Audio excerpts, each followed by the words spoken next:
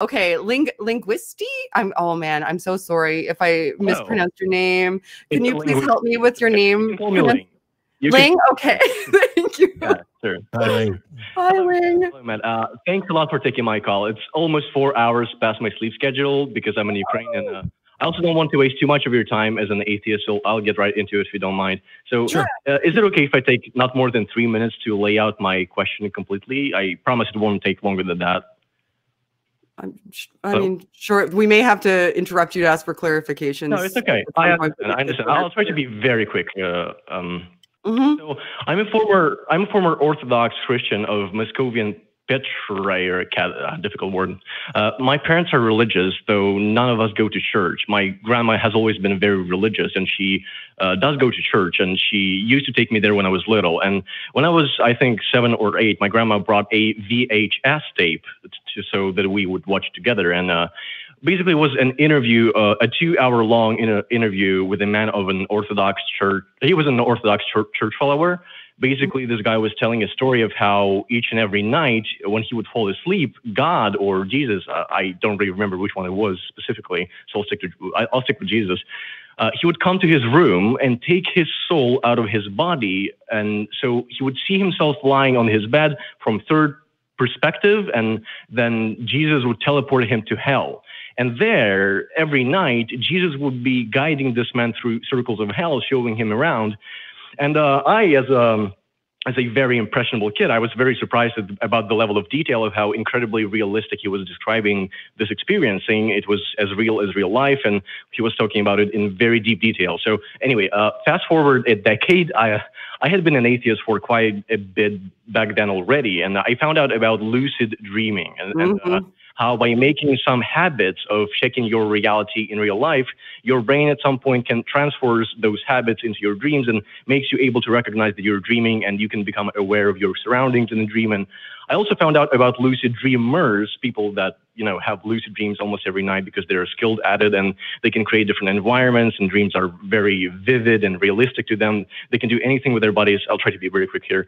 And they can fly and do incredible stuff. Anyway, so the reason I'm telling you that is since I've been an atheist for over a decade by now, I started to think about those VHS tapes, and I just think that guy accidentally developed a skill of dream memory and perception and had very vivid dreams, and he created hell, but did not become aware that he was asleep, resulting in an extremely realistic experience that many Christians describes as, I believe, revelation. So I would love to know your opinion if you think that there is a way of using lucid dreaming as a way to describe to theists that their argument of God appearing in their sleep is just halfway lucid dreaming. And if you do think it can be used as such, how would you structure that argument? Because I'm not really good at that. I'm not like really logical in terms of that. And that is basically the reason I'm calling, because as far as I can remember, and my memory can deceive me here, lucid dreaming has been studied in a controlled environment. So there is, again, if I remember correctly, research papers and proof of that. So yeah, that's pretty much it.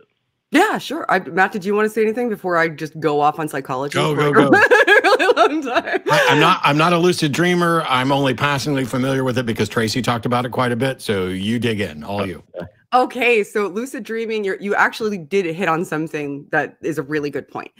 And something that is well researched. And it's not just lucid dreaming, actually. There's lots of different ways that your circadian rhythms can be interrupted, and you can have partial perceptions even. Like, have you ever heard of sleep paralysis, for example, which is another type of state where people... Yeah, I really want to have sleep paralysis, even though people say it's scary, but it is scary. I don't know if you do want it, because you can... I just want to have it, you know, just for fun.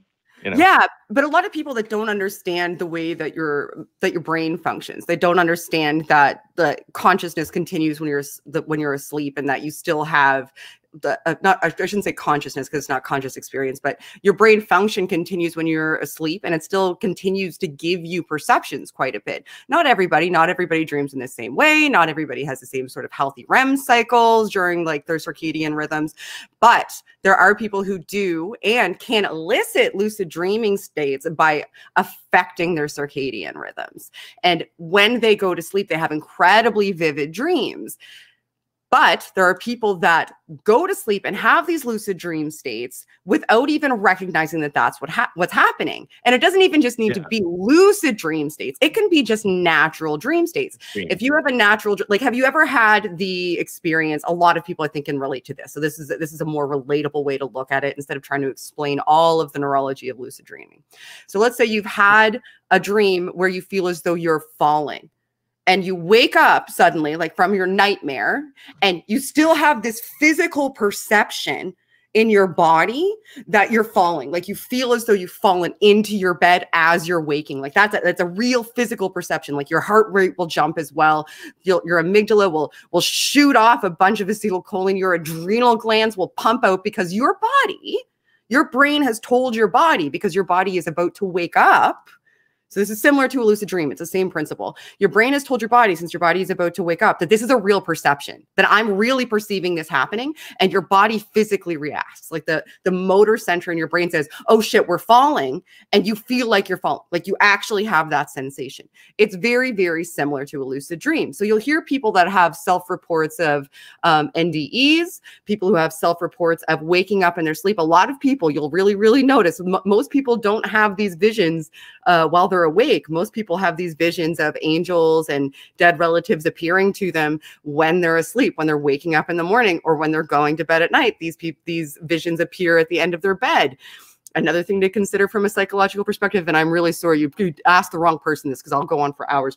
Another thing to consider from a psychological perspective is when you're going to sleep, what your brain does in dreaming is actually start to kind of work through and piece together things that are happening during the day, trying to relate any anxiety that you may have to events that you may have or beliefs that you may have, and form these sort of cohesive perceptions to help your brain work through these issues. So if you have anxiety about a belief or somebody that's passed away, then there's this very strong likelihood that your brain is going to try to work through that anxiety by piecing these things together. If you couple that with a propensity towards lucid dreaming, or even in a high anxiety state or a high state of euphoria, then you may be disrupting your circadian rhythms, which put you more towards the possibility of having these sort of lucid dreams, or having these nightmare states and these vivid dreaming states that wake you or partially wake you, or can give you some sort of sleep paralysis when where your body still thinks you're sleeping, but your REM cycle stops.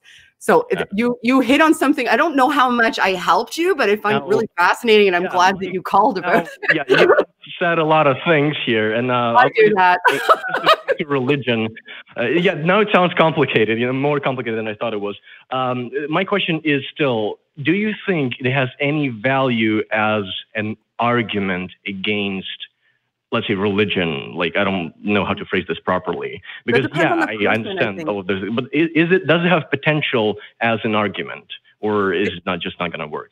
But it's totally going to depend on the person, I think, Ling. So if you talk to somebody that really believes that this is an actual experience that they had, like a waking perceptual experience, and it wasn't, or even just a real experience that they have where they left their body when they're sleeping, it's going to be very difficult to say brains work this way to them, and that's why this was probably a false experience. Because even if they really do understand that brains work this way and it's likely a false experience, the experience was so real to them that it's almost insurmountable sometimes if somebody has that sort of real entrenched perception, that to convince them that the perception that they have is wrong, because they'll find internal justifications to reconcile that dissonance. They'll say, well, yeah, obviously everybody else is having lucid dreams, but not me. I'm not having a lucid dream. This was a real experience that I have. And since that experience isn't something that you can disprove, because you can't disprove experiences, I mean, it's valuable to give them the information so that they can maybe look at it with a little bit more perspective.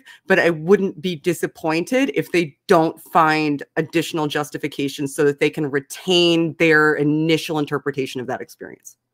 Does that make sense? Okay, I see. Yeah, thanks a lot. That's pretty much it. Before I leave, I'd like to say big thank you to the call screeners, because as a Ukrainian, I'm very much not used to people being polite. And they're so polite, it's incredible. Thanks a lot. Yeah, honestly. Well, I'm so very off-putting, I gotta admit it. It's very off-putting. Thanks a lot. Thanks a lot.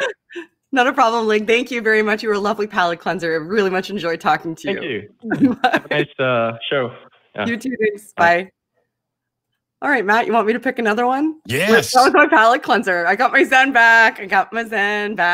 You got your Zen. I got relaxed. We had there were comments made about you. There were comments made about. It's so much fun watching what goes on behind the scenes. If you're not watching the show live, you're missing out. Oh no. Oh gosh. I haven't looked at the live chat. I would probably bored them all to tears. I'm sorry, guys. I like psychology. Sometimes I talk really a lot.